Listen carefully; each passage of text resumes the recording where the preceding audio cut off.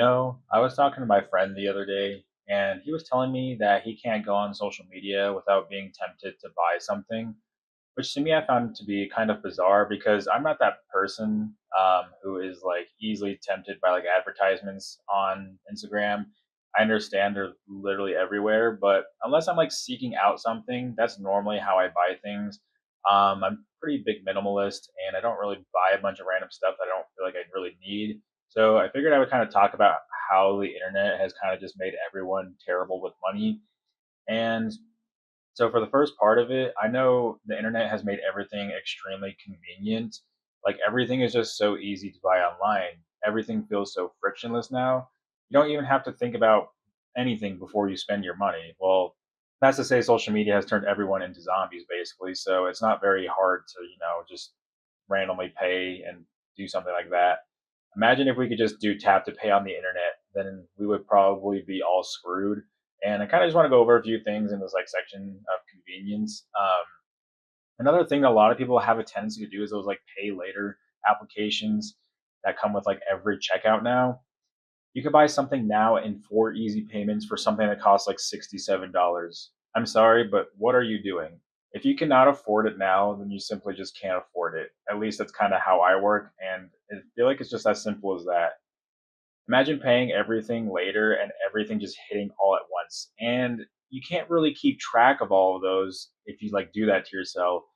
Because personally, I can barely keep track of my regular day to day finances, and I'm someone who actually budgets. So I couldn't even imagine doing those pay laters all the time.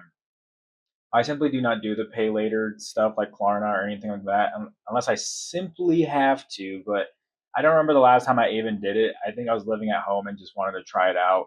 And I was like, I don't really feel like it's needed because I was just making money and I don't need to like be spending my money like this.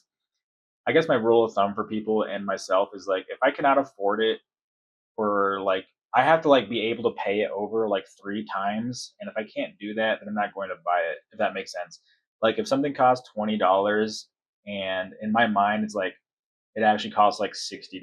Like I multiply it by 3 for some reason. I think it's just like a good rule of thumb to know. And honestly, you do not need most things to like. You don't really need most things. Let's just be real. And another thing that made everything super convenient are the frictionless payments. Like I guess this is more like social media based. So like TikTok shop and the Instagram shop. It's not necessarily called Instagram shop, but you know what I mean, where it basically just pops up to their website. And they're basically the same thing, just on different platforms. It takes one click or one tap just to go to someone's website or product now. And we have frictionless payments where we have all of our credit cards saved. So it's really easy to actually make a purchase. And personally, I do have all my credit cards saved. However, I just don't, it doesn't really bother me, I feel like, as much as most people. Um, Another thing that I think you can do is like if you don't have your credit card saved and you have to type in the number every time, then you have a second to think about if you really need to buy something. Because I remember back in the day when I was buying things with my credit card, and honestly, every time I had to put it in, it was such a drag to the point where I was like, I'm like, do I even want to buy this?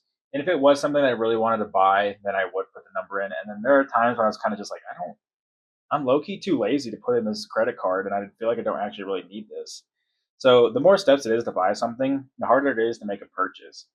If you put more steps in front of the payments, you're less likely to buy something. At least is kind of what I'm thinking. I understand that this is convenient for people, but we're in like a consumer crisis, and personally, I believe consumerism is a disease, and capitalism definitely has its drawbacks because people just buy so much stuff, and there's just so much like too much stuff. There's just too much stuff in this damn system. But my suggestion is to make yourself, you know, like type in your credit card information if you really like have problems spending. Just like every time you make a purchase, like physically put in your credit card number. Don't have it saved. Don't have it on tap to pay or anything like that. And you'll get to the point where you become so frustrated to the point you don't even want to buy anything just because it feels like it's just a pain in the ass. And kind of these like TikTok shops and Instagram shops kind of go on to my next point because we're walking with like a just an advertisement in our hands at this point. And every time we go on social media, you are just bombarded with paid ads.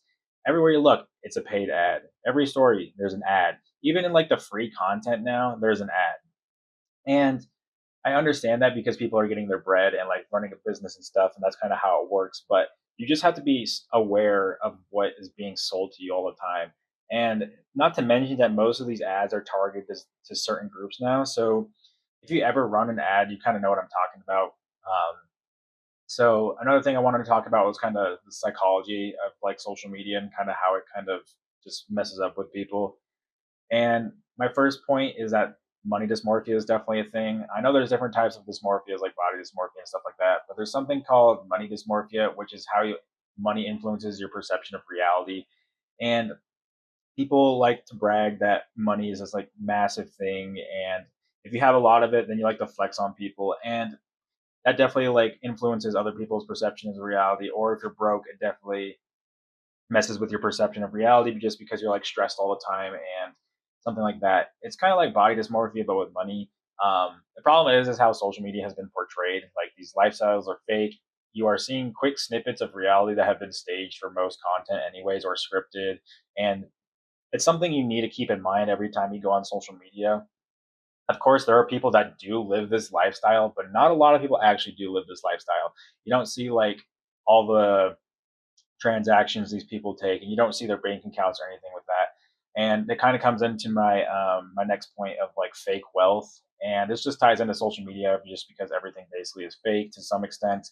Those lifestyles are not sustainable for the average person. You're not seeing all the expenses that person is making, like I was saying before. You're not seeing their bank information, and honestly, I believe most of those people are in debt anyways, and they're just trying to live their best life because I don't know, we are Gen Z and we're doom spending as much as we can because we kind of learn that everything is a bunch of bull crap. And let's be real, not everyone is in the 1%, and that is why it's called the 1%.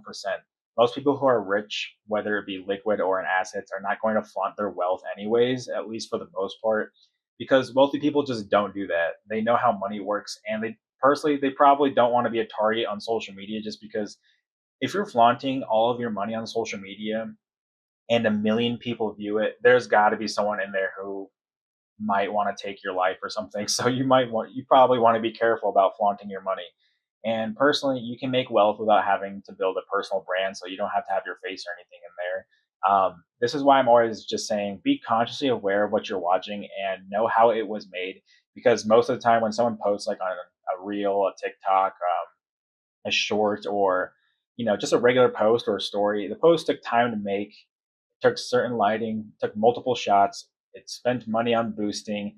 There's different types of way you can boost your content too, where you can get like engagement through comments or likes or whatever it is or views. And personally, sometimes I believe those are all fake to some extent, just because the fake internet theory is a real thing.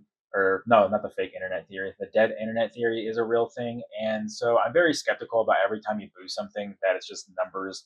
And honestly, because if you boost something and nobody actually likes your content, then you basically just wasted your money. But in order for people to keep coming back, I feel like Meta and TikTok or whatever have to give you a sense of reality that your boost and putting money into this actually did something.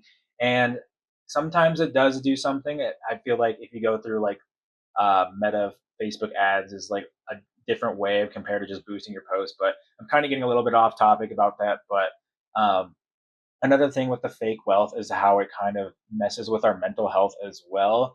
And I feel like since Gen Z, and actually I would just say most people are kind of unhappy, and people who are unhappy leads to more spending, at least I believe.